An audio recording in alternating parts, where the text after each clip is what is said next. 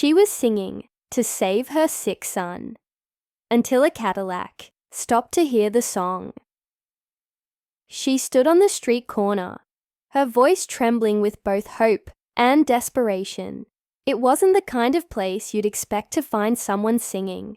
A busy intersection where cars zipped past, drivers barely paying attention to the world outside their windows.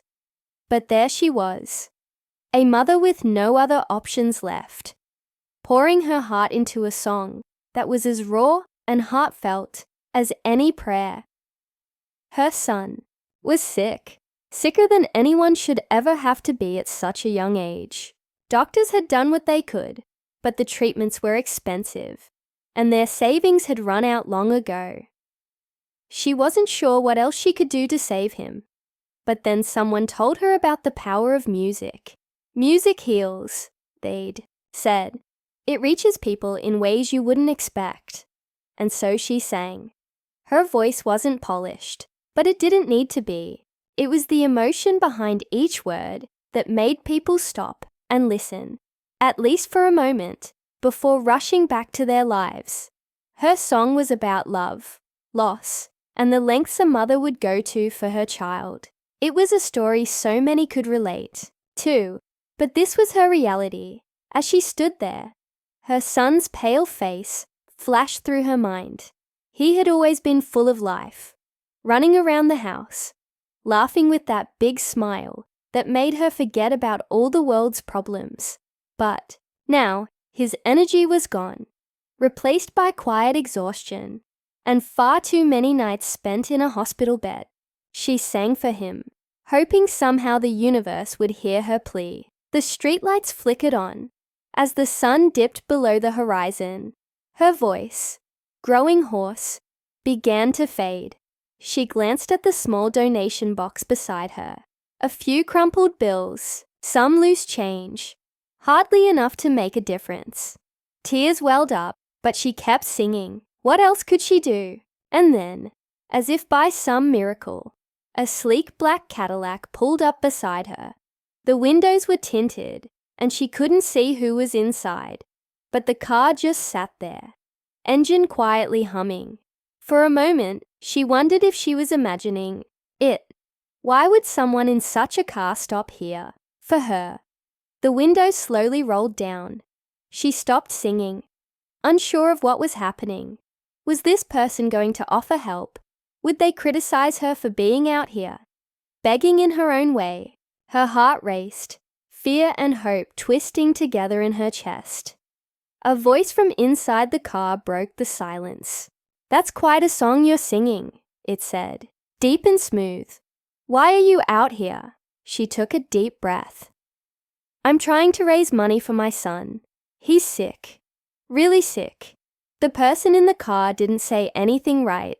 Away, the air felt heavy with anticipation. She could feel her heart pounding as she waited for what came next. Would they drive away like everyone else? Would they give her a few dollars and wish her luck? What happened next would change everything, but she couldn't have predicted how.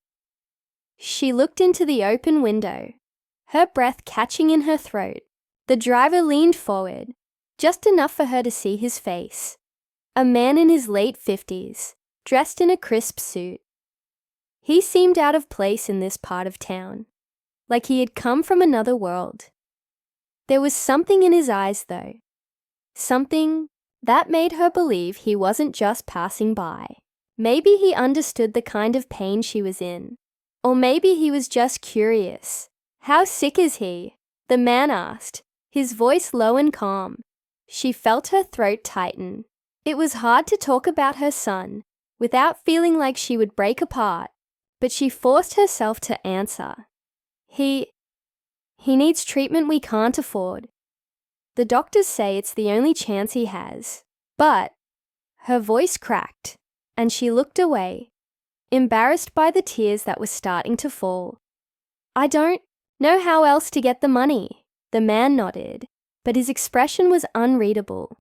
He didn't say anything for what felt like forever, just watching her, as if he was trying to decide something.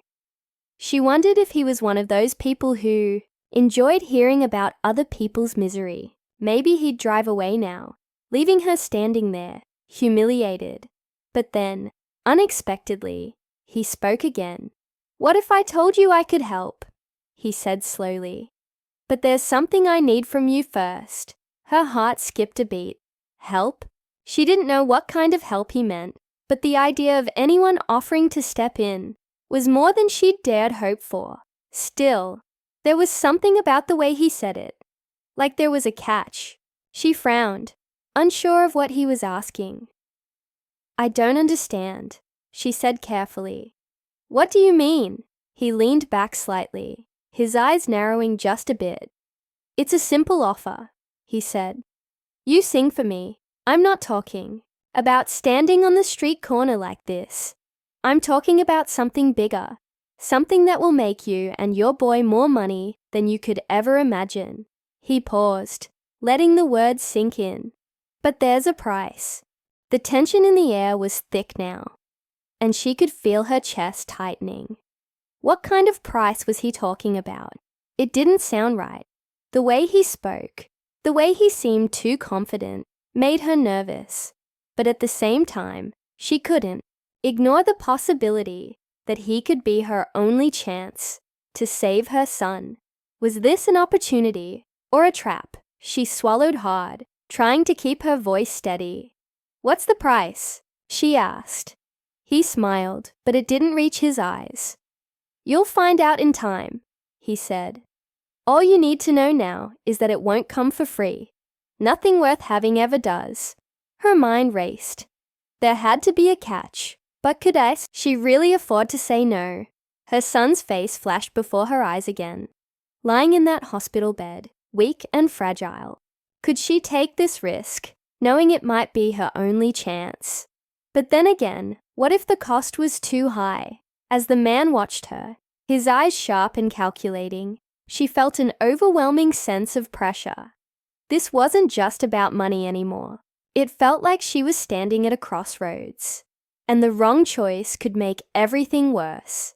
But the thought of doing nothing, of walking away and letting her son slip further from her, was unbearable. She opened her mouth to respond, but before she could say anything, another voice cut through the tension. "Mom!" She turned around, her heart sinking, as she saw her son standing on the sidewalk behind her, holding onto the street lamp for support. He shouldn't have been out of the hospital. He wasn't strong enough. His face was pale, his eyes dull with exhaustion. But there he was, looking at her with confusion and a hint of fear. "Why are you talking to that man?" he asked, his voice shaky. Her chest tightened even more. She hadn't wanted him to see her like this. Begging for help, she had tried to shield him from how desperate things had become. But now, here he was, watching her make a decision that could change everything, for better or worse. She glanced back at the man in the Cadillac. His expression had shifted slightly. He was no longer smiling, but his eyes were still intense, watching her closely. "Is that your boy?" he asked, his voice softer now. She nodded, unable to speak.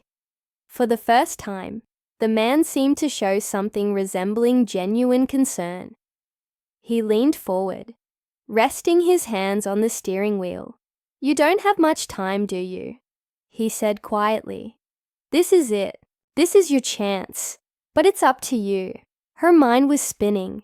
She looked at her son again, his frail body trembling in the cool evening air. She wanted to protect him, to give him everything he needed to survive. But what was she willing to sacrifice for that chance? The weight of the moment pressed down on her, and she knew the next words she spoke would set the course of everything that followed.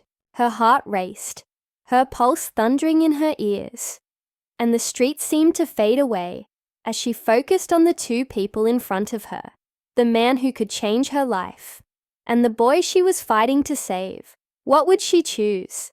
And at what cost? The man's hand hovered near the window button, ready to roll it up and drive away if she hesitated too long. She had seconds to decide, but just as she opened her mouth, a loud noise broke the silence. Tires screeching, a car horn blaring, and everything changed in an instant. The screech of tires ripped through the air, and for a split second, everything seemed to freeze. The man in the Cadillac glanced sharply toward the noise, his expression suddenly shifting from calm to alert.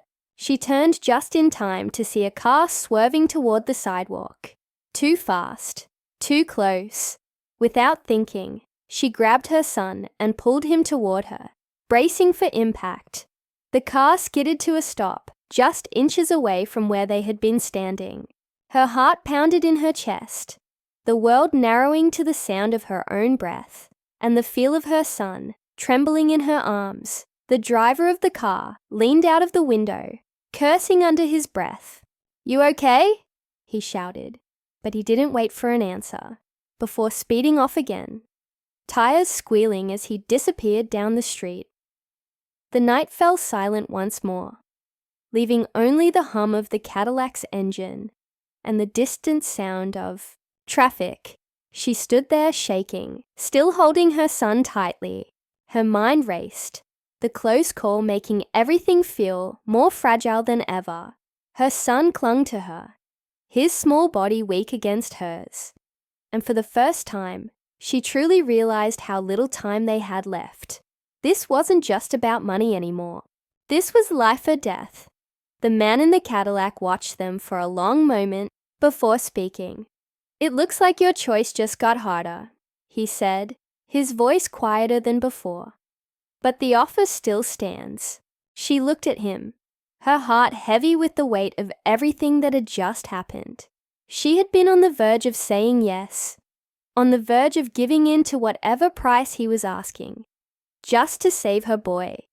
But now, with her son still in her arms, alive and terrified, she saw things more clearly. It wasn't about taking the easy way out. It wasn't about making deals with people who only wanted something in return. She had been willing to do anything to save her son, but she realized now that some things came at too great a cost.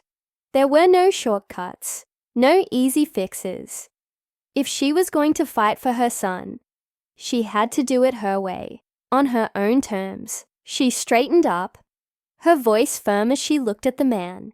"I'm not taking your offer," she said, her decision solidifying in her chest. "We'll find another way." The man's expression darkened, and for a moment, she thought he might argue. But then he shrugged, almost as if he had expected this all along. "Suit yourself," he said, his voice cold again. He pressed a button, and the window of the Cadillac rolled up smoothly. With a low growl, the car pulled away from the curb, disappearing into the night as if it had never been there at all. She stood there, holding her son, feeling the weight of everything that had just happened. She had no idea how they were going to make it, no idea how they would get the money for his treatment, or how much time they had left.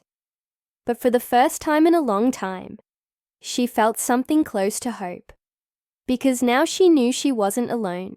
Her son was still here, still fighting, and as long as they had each other, they had a chance.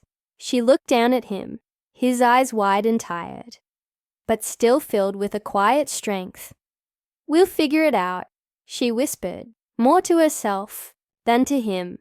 "We'll find a way, and maybe, just maybe, someone would hear their story, someone out there who could help, someone who cared enough to listen." The world was full of unexpected kindness, and while the man in the Cadillac might have been the wrong kind of help, she believed now that the right kind would come when they needed it most. For now, they had each other, and that was enough. As they walked away from the street corner, leaving the darkness behind, she hummed the same song she had been singing before. This time, though, it wasn't a song of desperation. It was a song of hope.